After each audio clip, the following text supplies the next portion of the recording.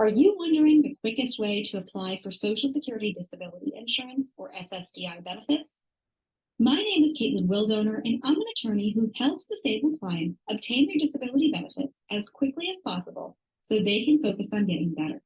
Today, we're going to talk about the quickest way to apply for SSDI benefits.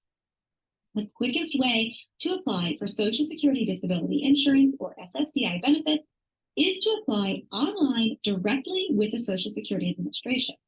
You'll want to be sure you're on their official website at ssa.gov.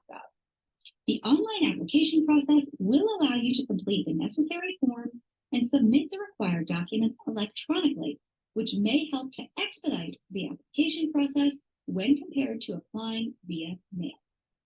Once you submit the application, the Social Security Administration will begin to evaluate your application and ensure that you have a sufficient work history. They will also request your medical records to review to determine whether you have a condition that is disabling according to their rules. After they review the evidence in your file, they will make their initial finding of disability. Thanks so much for watching.